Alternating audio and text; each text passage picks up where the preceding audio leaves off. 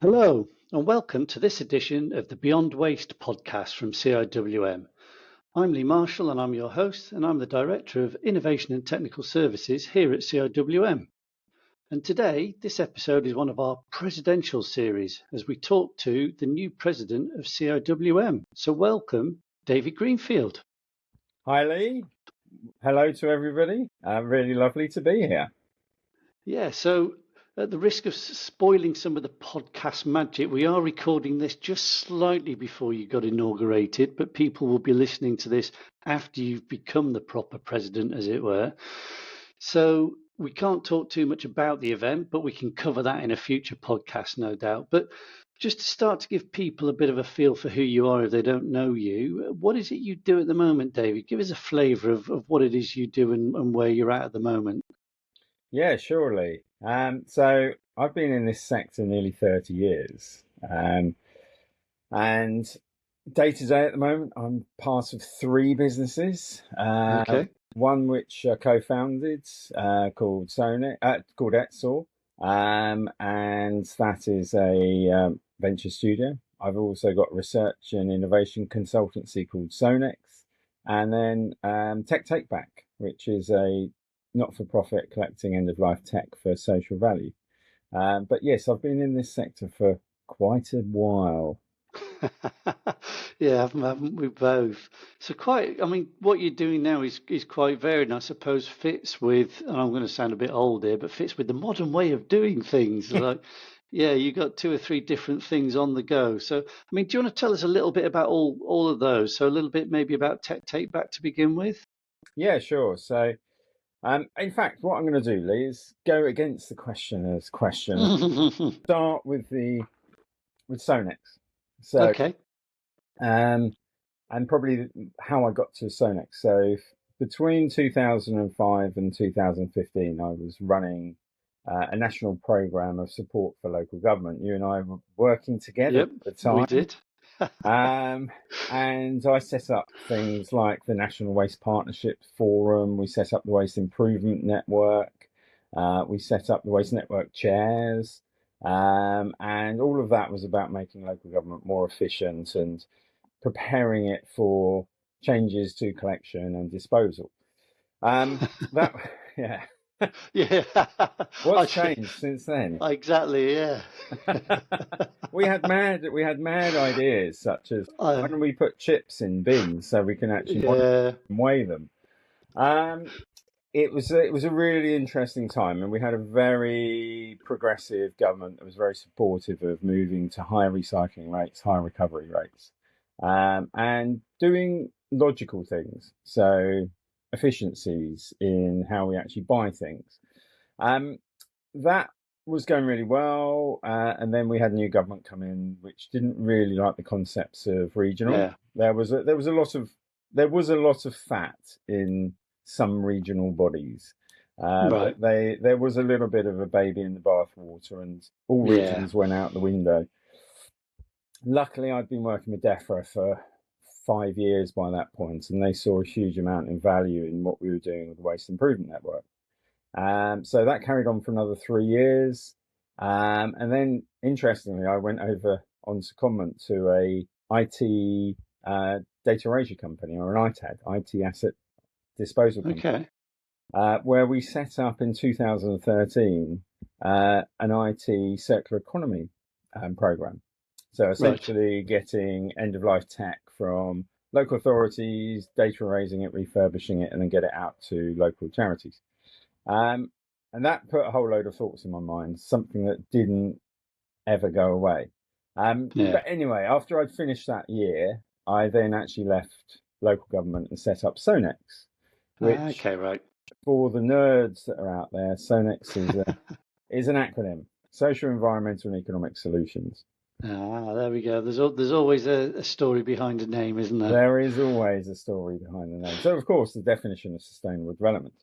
And I then set up as an independent consultant, and I hate the word consultant, but independent advisor. So doing bespoke research and bespoke innovation. Very, very different stuff. just as an example of the very different stuff, in the first couple of years, we were doing plastics assessments for closed loop, as was down in Dagenham, to see whether or not we could get local authorities in there. And I set up the energy stewardship program for the Church of England to make churches more more efficient and more accessible. Ironically, that led to us appointing a PhD student who's written a paper, and that's one of my most cited papers: church, heritage, and heating. So Sonex became my mechanism for actually doing really interesting pieces of work and being quite a specialist in resource management, circular economy, climate change. And then in 2016, that itch for, can we take householders' electronics, data raise them and reuse them, came back.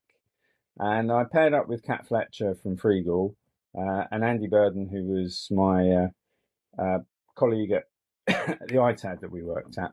And we decided to set up Tech Take Back as a little pop-up to see whether or not any people would want to dump their old tech for reuse. Sunday morning, down in Brighton, in the rain, in January, we got 250 of end-of-life tech delivered to us. People that have been hoarding hard drives forever. We had one chap turn up with 14 hard drives. So we went, oh, there's something here. A very long story short, over the next few years, we then did pop-ups, all the while I was still doing Sonex, and incidentally, I actually did the 2015 presidential report as well. And then, in 2019, we won a grant to set up what I'm still calling, and anybody can fact check me if they want. If I'm wrong, I apologise, but I don't think I am. We set up the world's first on-demand collection service for end-of-life household electricals. Wow. April 2020 we were launching. Very bad time. So we moved that to November. So Tech Take Back got set up as a business in 2020. And essentially working with the ZeroNet, we gave residents of Brighton Hove an app that allowed them to tell us what tech they had for collection. We were also collecting smaller electricals at the time, so toasters, microwaves, etc. And then we'd go and do a doorstep pickup face to face and have an exchange. But it was a bit like reverse Ocado. So you get a notification the night before, you get a notification in the morning. And within the first year, we picked up from 4,500 residents. So lots and lots of tech collected, lots of reuse. Since then, we've been working very much on finding the best reuse opportunity for those devices. We've gone back to tech because it's a lot easier, and there's not as much value in old toasters. We ran a shop for 2 years selling refurbished second-hand household goods and tech down on the high street in Brighton in partnership with Brighton Hove City Council. And then over the last couple of years, I've been focusing on social value. So that's two of my three roles. Sonex and Tech Take Back. We've got an hour on just this, haven't we, Luke? Well, we may come back to a new episode where we unpack some of the things that you do across your career and your, let's call it a portfolio, shall we? Portfolio. Sounds quite grand, doesn't it? Yeah. So I mean you've touched on it a little bit there, but I mean, when did the crossover into sort of circular economy stuff start to come about for you then? Because obviously, like you say, a lot of stuff you're doing, we as a, I'll call myself a resource and waste professional, I can totally identify with that, but it's also in the realm of circular economy as well. Yes. So when do you feel you started to sort of move across to start to do some of that stuff and become more engaged, more aware of the circular economy stuff, perhaps starts to sit outside what we would think of as our sector? Very early on, actually. So Yeah. I actually attended Ellen MacArthur's first conference, which was Okay. 2012 and 2013. So Yeah. got into the concept of circular economy very early doors and had already been very much thinking about life cycle thinking and whole life costing. And that was from all the work I've been doing in local government. And always seeing materials as a resource rather than waste as a challenge. Yeah. And I think that in itself, the circular economy just made complete sense. And then it took it beyond, we're just trying to recover some stuff from waste. But let's look at the whole life cycle of everything that we produce and use and the link between biological and technical and those cycles. So, yeah, I mentioned we set up a circular economy ICT program in 2013. So if you want to do years, that officially means I've been doing circular economy for 12 years. Yeah. Which is quite a long time. It sounds it, yeah. And that was, of course, before it was a European policy, but it fast-tracked through Europe. And then, of course, I joined the Circular Economy Club in 2017 and had actually previously set up the Circular Economy Alliance with a few CIWM members, actually. But that didn't fly. And in the ethos of circular, shared. So somebody else, Anna Tarry, had set up the Circular Economy Club, really vibrant network. She had lots of marketing. I thought, right, this is far better than me trying to do exactly the same thing. So jumped onto that and then ended up running the Circular Economy Club London for, well, still doing it now with colleagues Katerina and Karishma, and then became vice president of the Circular Economy Club in 2019. So, I mean, for for 2 more days only, you're a double vice president because you're vice president of the CEI and vice president of CIWM, and obviously not quite full circle, I guess, but yeah, obviously CIWM now own and manage the Circular Economy Institute, Circular Economy Clubs. So, yeah, it is slightly full circle, and the really nice thing about the Circular Economy Institute and the Circular Economy Club is prior to COVID, we were absolutely flying. We had 200 clubs around the world. I was running an event every month with colleagues up in London. We were getting normal 100, 120 people to every event. COVID dealt quite a to that. When the CIWM when the Circular Economy Institute needed a new home, the CIWM was the logical place to try and align it, because CIWM is looking for a world beyond waste, and CEI is a broader network of circular economy opportunities that don't just focus on waste as a resource. Whereas CIWM, of course, doing a lot about how can we influence design, how can we influence life cycle, but the CEI had a lot of that stakeholder network already in there. So it made complete sense. And I'm really pleased that we've been able to get CEI and Circular Economy Clubs into the CIWM. And I think that's probably been highlighted by the recent Festival of Circular Economy.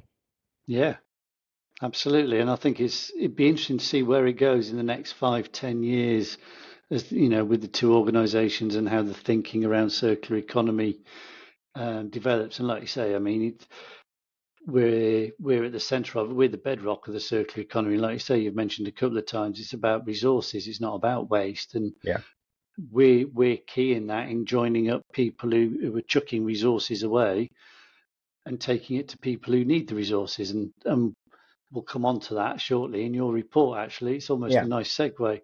But just before we start talking a little bit about that, I've just got to one thing we haven't mentioned yet, and for those people who may be looking at this on YouTube, can see the graphic there. It says Prof. Dave Greenfield. So there's an academic aspect to Yes. what you do as well. So tell me a little bit about that. How did you get into the academic side of things? Well, that's an interesting question, Lee. I've never really got out of it, so I think that's probably the fairest way of saying it. So I started my degree in 1994, and was doing energy studies and geography. So okay, nice environmentally focused. yeah. This sort of like also gets into how did I get into waste? How did I get? So I should have started with this first, really, rather than the waste stuff. Yeah. This is one of those which all of us in this sector have got a moment which turns us from something sensible to waste management. Yeah. Yep. And mine was the summer of 1996, before many of the listeners would have even been born. I was doing my degree and I was doing my dissertation on renewables in the third world, as was. Yeah. And I'd arranged with 4 other friends to go and do a dissertation in Uganda, looking at renewable energy in Uganda and challenges of hydroelectric, solar power, biomass, etc., etc. Yeah. And we got sponsorship from the Royal Geographic Society, the Lion, all sorts of things like that. And a couple of weeks before we went, my lecturer, Professor Mary Harder, came up to me and said, "Your dissertation, David, you can do it on renewable energy if you want, but I have another option. You can go to Uganda, still do your report for the Royal Geographic Society, and then come back and do a dissertation on waste management." And I looked at the options, went, right, okay, 6 weeks in Uganda working really, really hard to do a report versus 6 weeks in Uganda working hard enough to do a report and then coming back and working hard to do another topic.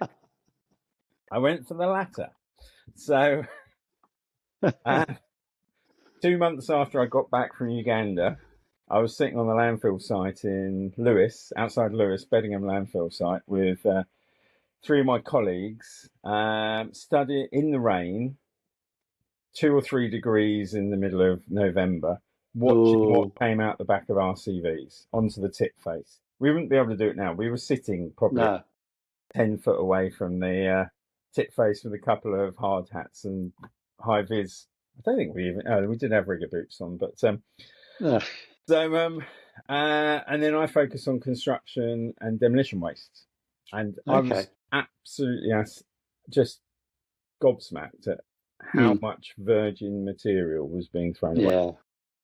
So my dissertation was on built environment, construction and demolition waste, and at the time we were saying that roughly about a third of all in house building, a third of all the materials that went on site was thrown away straight away, which is ridiculous. It's still about 20% now. So that got me into waste. So I did my dissertation, got a decent degree, and then Mary, supervisor, said, "Right, would you like to do a master's?" I went, "Yes, but I can't really afford it." She goes, "That's right, I can get you a grant." I went, "Oh, okay, then fine. We'll do that." When grants existed. For the younger viewers, you used to be able to get grants for going to university. It wasn't much, but I ended up starting a master's, and it wasn't enough. So I ended up thinking, right, I better get a job. And my parents had a bike shop. And so one of the guys that used to work there was working for the council's cycle proficiency officer, teaching young kids how to cycle. And he said, "Oh, there's a job going." I went, "Oh, okay. How much did it pay?" I went, "Well, £4.25 an hour." That's how long ago it was. Okay. Yeah, that would do nicely. Thank you very much. So I went for the interview, and unbeknownst to me, the manager that was interviewing me also ran waste awareness. So it was community health and environment team. So this was 1998. Yeah. And anyway, she appointed me. I came on as cycle proficiency officer, and she said, would you like to do some waste stuff? Because we know you're doing your masters in waste. Yeah, fine, okay. So within 6 weeks of joining Brighton Hove City Council, I was flogging compost bins out the back of a truck on a local park. I think we got rid of 2,000 in 2 days or something ridiculous like that. Yeah. Yeah, back in the days when it was all, 1 day compost sales. Yeah, I did a few exactly. of those at Woking. Yeah. Yeah. Turn up with a Arctic full of compost bins and Yeah. close the roads all round where everybody comes along to pick one up. So yeah, we did that, and then got asked to go and shadow the Brighton Hove City Council recycling officer, which back in 1998 was actually quite a rare title. It was. You were at Larrick then, I think, weren't you? Yeah. So I mean, it was still a fairly new thing. I mean, I started out as a recycling officer. Yeah. Slightly earlier than that, but it was still fairly new in the scheme of things. There was still a lot of sort of waste disposal, waste collection, fleet type titles going around. Yeah. So a lady called Sue Strong was Brighton Hove City Council cycling officer. So I job shared with her 2 days a week, and then the new manager said, "Oh, we've got this new contract that we need a bit of a technical specialist on. Would you be interested?" And I went, "Yeah, okay. What is it?" "Oh, it's full time. You'll be going to work on a specific thing, and you need to go and work. We need to work with East Sussex County Council, so you're need to go and speak to them." So I went for an informal interview with the project manager and the technical lead, who also happened to be a cyclist. So 10 minutes into the conversation, we were talking bicycles, and that became the thing. This is a very, very long-winded answer into how I got into academia, by the way. But probably gives you a bit more context of this is all linked. So I became the technical officer on the £1 billion PFI private finance initiative contract for East Sussex and Brighton Hove, and through that 4-year procurement, I wrote the model, the mass balance model that predicted the sizes of the facilities that the council should have over the next 25 years to determine that we could still achieve 50% recycling by year 2020, as well as doing 50% recovery. So that model essentially morphed my master's into a PhD. Then I used that model as the basis for my PhD, which I then completed in 2011. So it was the longest ever PhD. I officially started it in 2001 and officially finished it in 2011. But so the academic blended with the work on a day-to-day basis. And then you'll remember this, Lee. I added an extra chapter on something called LATS, Land for Allowance Trading Scheme. So I'd spent a lot of time with the Local Government Association doing another model to predict the impact that local Land for Allowance Trading Scheme would have on local authorities. And because DEFRA was being it was DEFRA at the time, but whatever the variation of DEFRA was now, they weren't particularly good at sharing information, so we had to predict, and we predicted that LATs would cost some local authorities up to £10 million per year, and that ended up on the front page of the Daily Mail, which didn't particularly go down well with DEFRA. No. But by that time I was actually then running the contract for East Sussex and Brighton Hove, and then I don't know if I should say this in public, but might as well, it's happened now. Myself and the waste manager for Hampshire contrived to tank the LATS market to make sure that local government wasn't hit too hard. So I think government were hoping we'd be able to buy and sell lats at about £100 per tonne. Yeah. Given East Sussex had needed 150,000 tonnes worth of lats, was somewhere in the region of £11.5 million. Hampshire and East Sussex did a deal to buy and sell lats at £1 each. I'm starting to. I mean, cause it's one of those number of policies that if you've been in the industry a while, you forget about. But it's just like, hang about, we've got ETS coming up, and it's just like we've had ETS in the past. It's just it was applied to landfill stuff, not energy from waste stuff. It was. It was. Wow. It was quite an interesting as a mechanism. It was actually well thought out.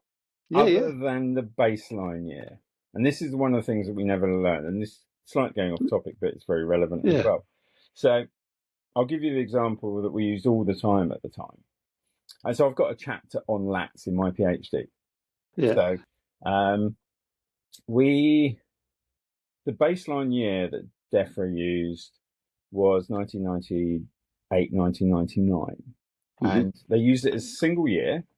Yeah. And then they looked at the amount of disposal every single county or unitary had in that year. And then they used that as a baseline to say, right, okay, that's how much disposal you were doing in that year. Come forward to 2003. Theoretically, you should be doing better. So you shouldn't need to buy any. You might be able to sell some. But for those that are doing worse, you'll have to buy them. And then you'll buy them off somebody that has got a surplus. So it was a trading mechanism, made sense. The one problem was that, as an example, and this happened to a lot of authorities, in 1998, East Sussex County Council had 2 RDF facilities running. They weren't particularly efficient. They were doing about 20% diversion. But they were treating about 150,000 tonnes of waste. Whereas Hampshire were fully landfill in 1998. Fast forward to 2005, the 2 RDF facilities had disappeared in East Sussex, and Hampshire had built 2 extremely large recovery facilities. Yeah. They had hundreds of thousands of lats, and we needed hundreds of thousands of lats. So, we could not see any benefit at all in 2 local authorities passing over millions of pounds for the purchase of something which was beyond reasonable control of the local authorities to do. We'd just signed a £1 billion contract to put in place facilities for the next 25 years. Was it really logical to then go and spend another £11 million on something that in 5 years' time you'd have sorted out? So, we tanked the lats market. I said it, and it's recorded. But I'm sure it's inconsequential in the scheme of things, and lawyers it'll be fine. It'll be fine. Yeah, and I'll blame Paul. I won't even give his name. He was an accountant. It was his idea. Well, there we go. If an accountant came up with it, it must be all right. So the link between my academic work and day-to-day work has always been there. And then when I was at IEASY, which was Improvement Efficiency South East for a decade, doing all of the national work, I was still a visiting lecturer. And then in 2019, I saw an opportunity to become a visiting professor with the Royal Academy of Engineering. Okay. So I got appointed by the Royal Academy of Engineering to become visiting professor of circular economy at the University of Brighton. And I've held that title now for the last 4 years. It's not funded by the Royal Academy now. I'm a visiting professor at the University of Brighton. But what I do there is bring the concept of circular economy cross-factorially, so across all the different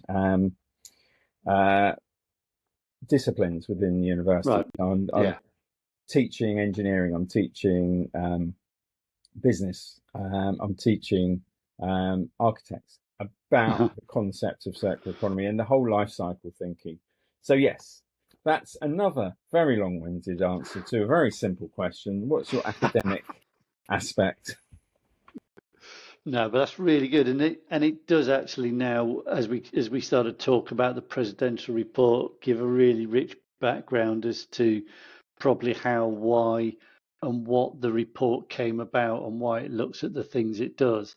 And again, for those of the people looking on YouTube, the clues in your background there, lost opportunities. So yeah, that's it. So I mean, just for before we get into it, for those perhaps that aren't really aware of how the CIWM presidential sort of gig works, as it were, each year we have a new president, and when they get inaugurated, they produce a piece of research, or it could be a campaign or a report, or whatever it is, but something is launched and produced, which the president normally then champions throughout the year and pushes, and sometimes it'll maybe have recommendations in it to policymakers or to industry or other sort of stuff like that. So yours, as it says in the background, is lost opportunities. So do you want to tell us a little bit about what your presidential theme report is going to be? Yeah, absolutely. And would it help to give a bit of context as to why it is? Always. So I've mentioned most of my roles, but I haven't actually mentioned ETSOR in depth. So ETSOR is a venture studio that myself, Professor Sophie Thomas, OBE, just appointed. Well done, Sophie. And Nick Wall, who's an entrepreneur. We set up ETSOR back in 2022 to invest in early stage startups in the circular economy space. But also to create our own companies with a particular focus on material extraction and material creation. So as an example, two of our early investments were one in Marinatex, so a company that's taking fish byproduct waste and using it to create compostable films. Right. Lucy, the founder, won the James Dyson Award in, I think it was 2019. So we became part of Marinatex and looking at sourcing materials, looking at what waste streams we can access. We also bought into a company called Uplift 360, which takes composite materials and essentially disaggregates them. So things like Kevlar and carbon fiber, they've essentially got a green chemistry process that deglues the fibers and then allows you to capture the fibers, then reuse the fibers. So they're working hugely in the military at the moment, working across Europe and UK, and they've created this process of being able to capture materials at end of life. And then separately to that, I'm also non-exec director of Biome, which is a company that essentially uses nature's skills to build solutions. So mycelium is the root structure of mushrooms, and it's a very, very strong structure. And they've created a mycelium panel board for insulation that essentially grows on waste crop products. So all of these solutions, all of these companies are focusing on individual materials, individual waste streams, and trying to get as much value from them. And through everything. Sorry, did I hear that right? And I know I'm going to paraphrase slightly, but panel board from mushrooms, yeah? Yeah. Okay. If you probably won't be able to see it, but there we are. Okay. That's one of them there. Wow. So that's an insulation board for housing, made grown.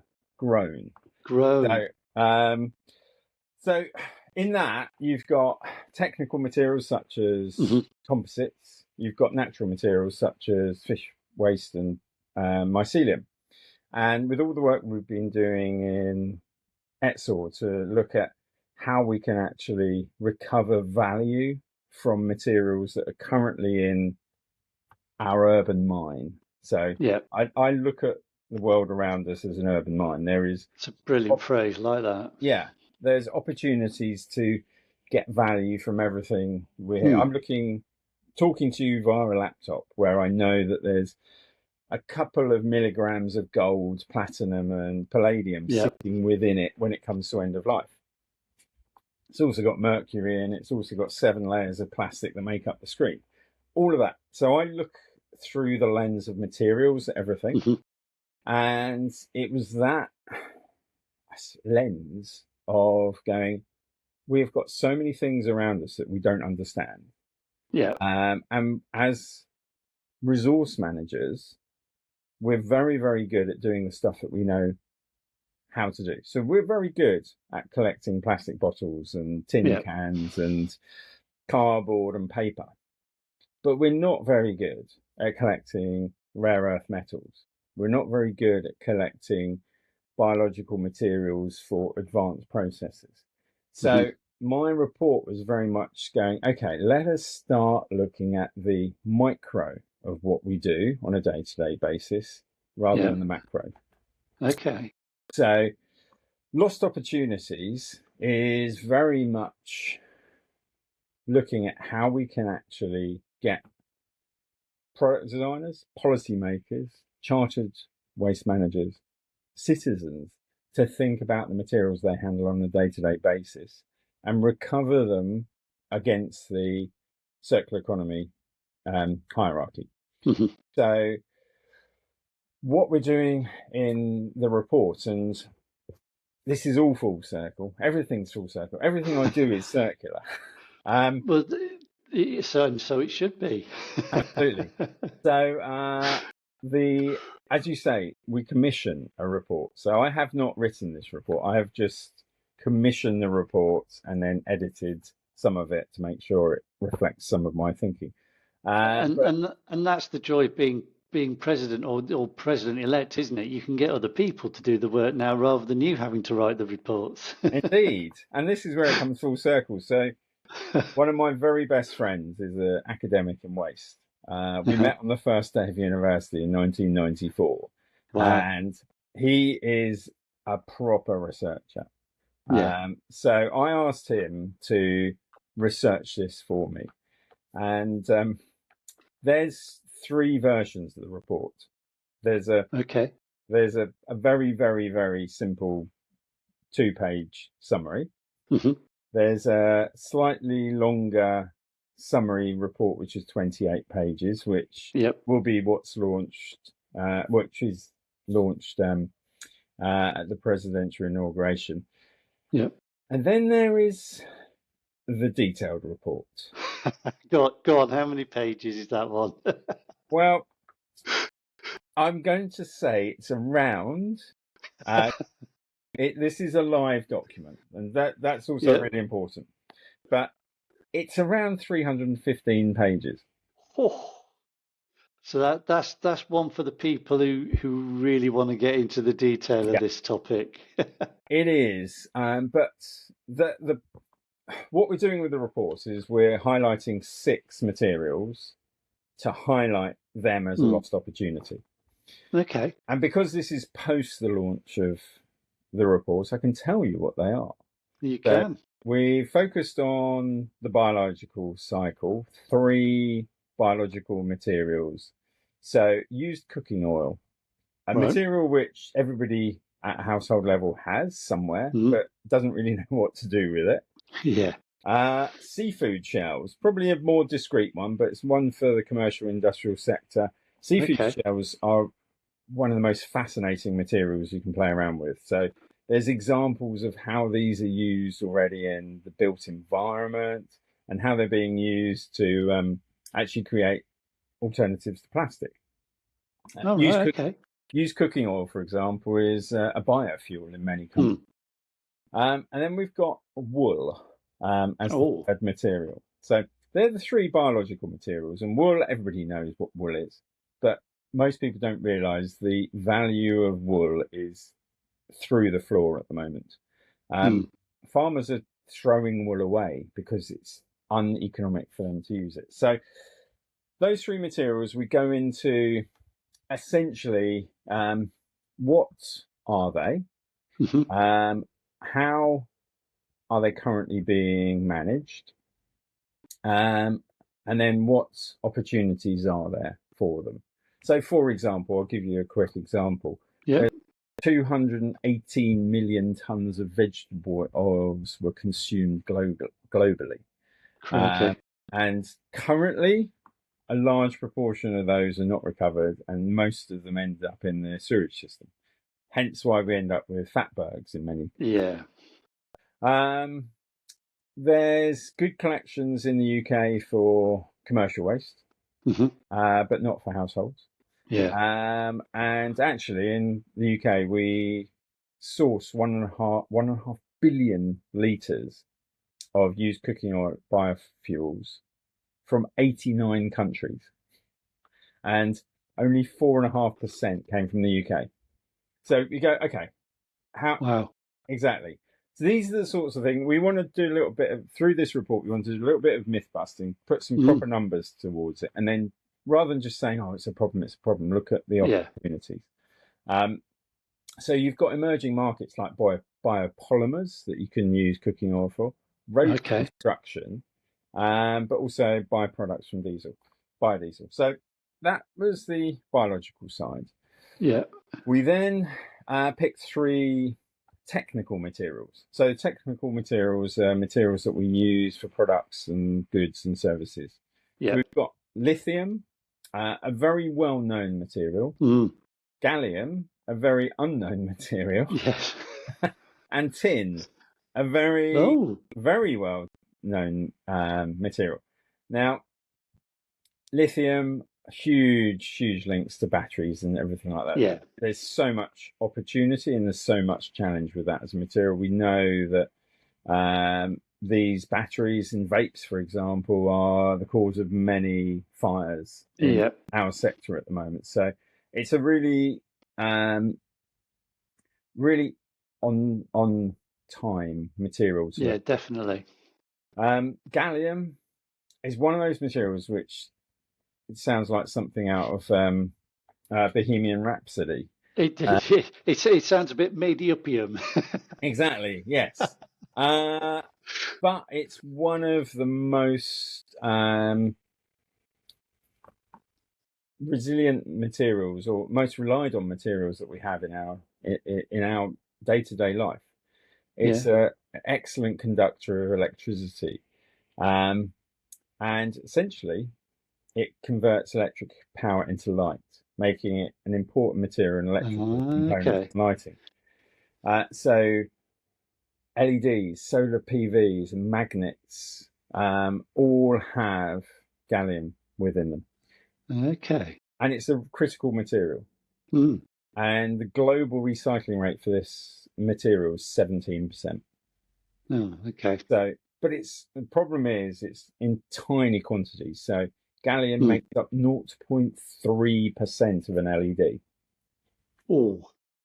Okay, so that's going to present some challenges in getting it back out again then. Well, exactly. And this is where the lost opportunity. So if we think about LED bulbs and solar panels, each of them will have a tiny amount of gallium within them. And we're not set up to collect gallium. So we have to continue mining gallium. So this is the whole purpose of this report, to try and highlight lost opportunities and try and find solutions. There are some pilot demonstrations to recover 90% of gallium from end-of-life products. How can we scale those? How does that affect the resource management sector? In that, do we need to be much better at separating out printed circuit boards and electricals? So you've got gallium, and then tin. Yeah, now that's an interesting one. And you know, I was born in Cornwall, so for me, tin is an old material, as it were. You know, you got all the old disused tin mines in Cornwall and stuff. So it you know, when you first hear it, it doesn't strike you as a sort of a, dare I say, on-trend material. No, and again, it was part of the reason for choosing the materials was a bit of myth busting, a bit of, oh, I understand that material, and a bit of curiosity as well. So you've got the gallium, which is going, okay. But tin's one of those where literally if you go onto the internet and type in tin, every single image you'll see is of a tin can. Which, of course, we don't have tin cans anymore. No. We have aluminium cans. Yeah. But again, it was that perception. We wanted to choose a material that really did make people's perception of that material change. So we're still mining 288,000 tons of tin from 24 countries globally. Yeah. And interestingly, depending on who you are, I find it interesting. 51% of all tin mined is used in solder. So solder, which is essentially the glue for electronic and electrical equipment. So again, you go tin cans. Actually, no, is integral to our day-to-day electronic life. We wouldn't be having this conversation if it wasn't because of tin. So it's all those little silver blobs, as it were, and I'm using very technical terms here. I appreciate, but for the little silver blobs and all the circuit boards, that's all tin. Yeah. Wow. So again, this is a critical material and a conflict material, and we're not collecting this at all. Yeah. So my report is very much trying to essentially lift the veil on the materials that we handle on a day-to-day basis as a sector, and highlight to the sector and to policymakers that we have got all this potential value. And I say potential because do you want to go and get 0.1 grams of gallium and tin from everything? Possibly not. But if you're looking at 100,000 tons of a electrical item, what could you get from there? So this is what the report's about. And now that we have got some major challenges globally with trade, some of these materials are exceptionally valuable. Yeah. The trading price of some of these are in thousands of pounds per ton. Really? So, and they're critical for a lot of the technologies and manufacturing we have in the UK. Yeah.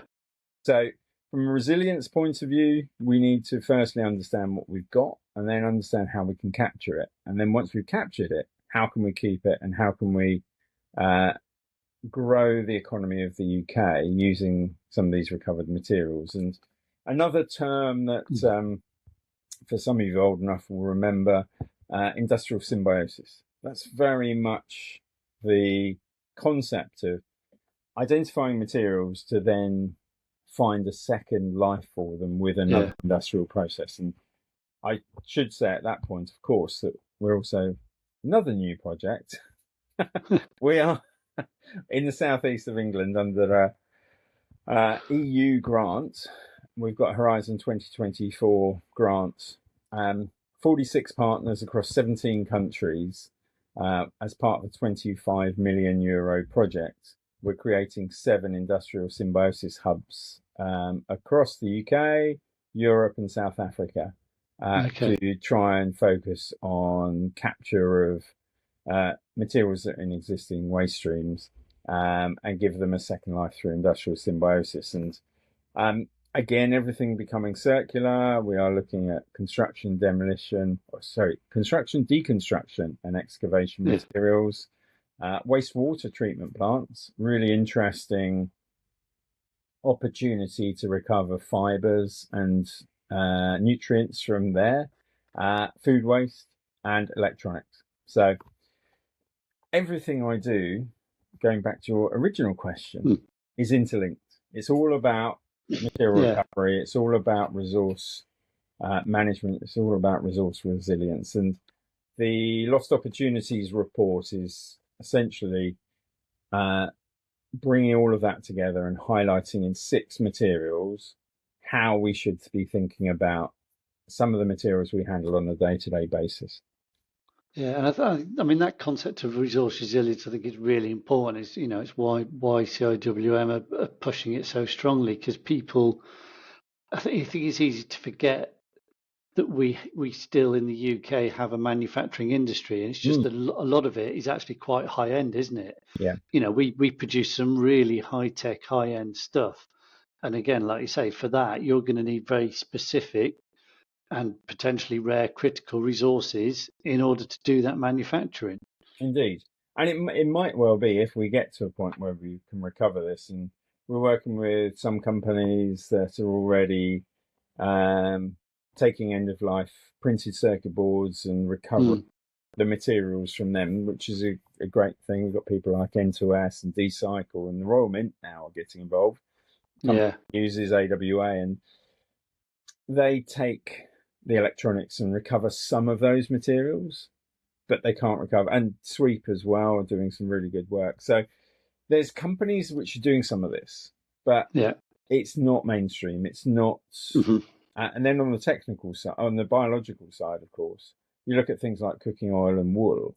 How can we actually? Wool is a really, really, really good material, but we just discard it. So the whole point of this report is to get people being curious and changing the way that they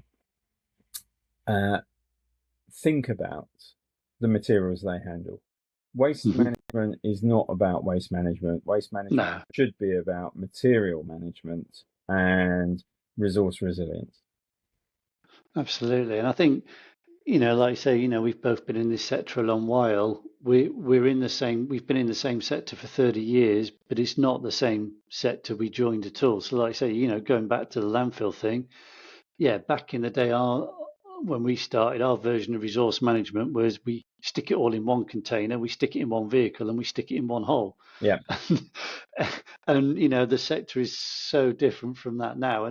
But it will continue to evolve. So again, in another 30 years, I have no idea what the sector will look like, but it won't be what it looks like today, will it? No, I don't think it will. And actually, that was highlighted just recently. We've got the Scottish ban on materials going to landfill, which is a very progressive ban. But Germany have had that in place for, I think, 15 years now. 2005 they put in there. So, many of us think that we're actually at the bleeding edge of innovation.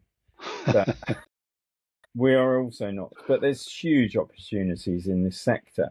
And just going back to some really good examples of material streams that over the last decade have changed. So 10 years ago, you would not have expected coffee grounds to have been collected in dedicated collections.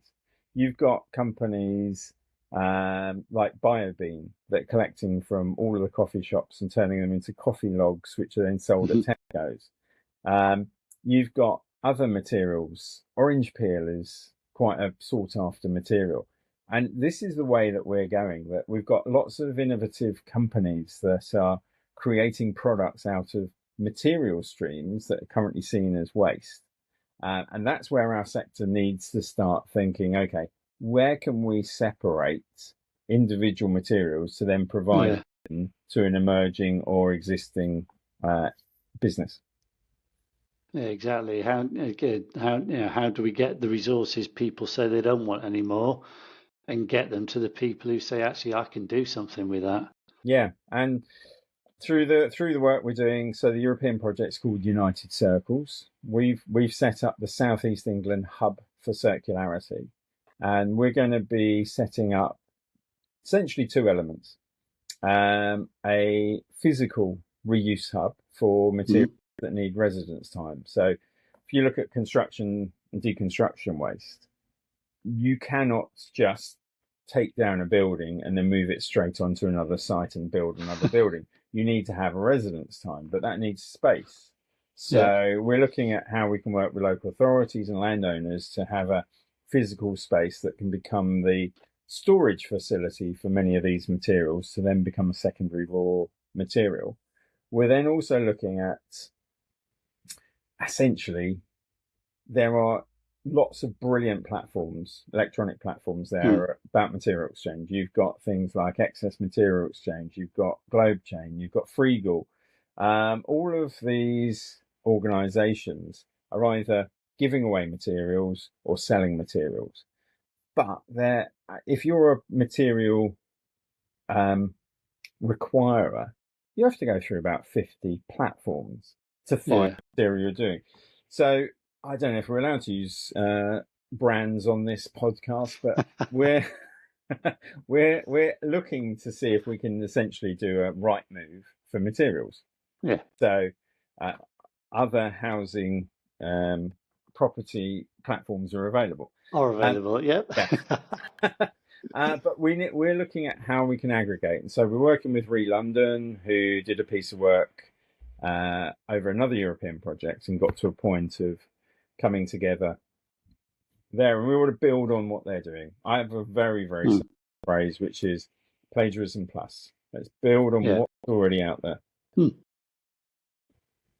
it makes sense. I mean, really interesting stuff. And you can see from all you've discussed how and why your reports come about and what you're hoping to achieve from it. So, I mean, it's available on the CIWM website. People can download the 2-pager, the 20-odd pager, or the collector's edition. Let's call it that. If they really want to and get into that. But I mean, just looking forward as we start to wrap up now, I guess. What are your hopes generally for your year as president? Have you started to think about what it is you'd like to achieve or do during your term of office?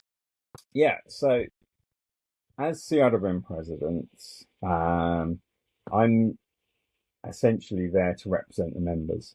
We have a brilliant membership in the CIWM, and I want to make sure that CIWM is positioned for the future to be as relevant to the change in society that needs to be. So we are looking to a world beyond waste.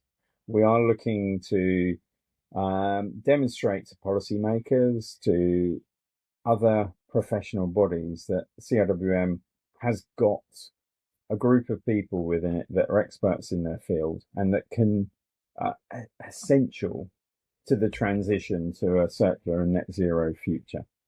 People are not going to get to net zero and circular economy without the resource management sector. Yeah. So for me, this is about building on all the good work that's been done by previous presidents to put CIWM in a position.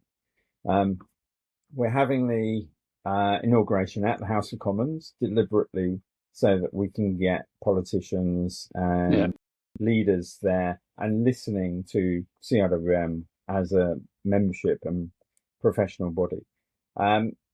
So for me, ultimately, my presidential year is about continuing the good work that's been done in the past, helping our members have their voice heard by decision makers, policy makers, and then contribute to the emerging change in the economy to become a circular economy. And then from a personal level, I'm exceptionally keen on demonstrating what I talk about. So circular economy is about collaboration. It's about teamwork. It's about promoting those with the right ideas. So we have our early careers ambassadors and our president that I really want to be able to support them in getting more into the sector and taking our messages out there. And of course, it's not just me as the president. We have a presidential team. So Tim is stepping down, but is going into the past president role. And we have our vice president, which will be Vicky Hughes, and then our junior vice president. So we are, as a team, we have 4 of us that will be, or 5 of us, including Charlotte, that will be able to come out and represent CIWM members in various different spaces. And we've got an exciting opportunity next year in that CIWM is going to be hosting the International Solid Waste Association. So again, what I want to, my legacy will be very much taking where we are in terms of our position as CIWM and trying to enhance that and giving us a greater voice with those that matter. Brilliant. That sounds really good. And I mean, you mentioned some there. I mean, have any of the previous presidents give you any hints, like Tim or Anna, given you any hints and tips? Yeah, but I don't know if I should share those on here. No, I Well, think we'll wait and see as the year unfolds, and if we can spot any of those. no, I think I know many of the past presidents, and it's an honour to be the president of a body which is over 125 years now. It's 26 years old. I'm going to be the 109th president. Wow. So the CIWM has changed. It's changed a lot since I've been involved. Yeah. I first, going back to how things used to be, I went to my first CIWM event in the last millennium. And it was on landfill, and it was CIWM essentially opposing the landfill directive coming out of Europe, essentially saying we've got the best run landfills in the world. Why on earth should we move away from landfills? So that was nearly 30 years ago, and it's changed so much. So yes, for me, this is one of the highlights of my career, to be able to lead the CIWM through the next year and take us into the year where we have the International Solid Waste Association with us, but also make sure that we grow and link the Circular Economy Institute as well. Brilliant. I think that is the perfect place to wrap this up, David. It's going to be really interesting to see how the year unfolds. I know we'll have you back to see how things have been getting on and how you found the presidential year, but genuinely, thank you for that, David. Really interesting. I've known you for a long time, but there was stuff in there that, I didn't know about and new to me. So thank you very much, David. I hope you found that fairly painless. Absolutely painless, and it's a real pleasure having a chat, Lee. As you say, we've known each other a very long time, so maybe I'll do this for you in the future. I don't know if I'll be any good answering the questions rather than asking them, but no, David, thank you very much for that. As always, if you want to pick up on any of our previous episodes of Beyond Waste podcast, just go to your normal podcast channels. But until then, hopefully you'll have a chance to pick up David's report, have a good look through it. And if you've got any sort of queries, questions, or even thoughts about it, then by all means send them in, because we're here to learn and develop. So until next time, keep recycling.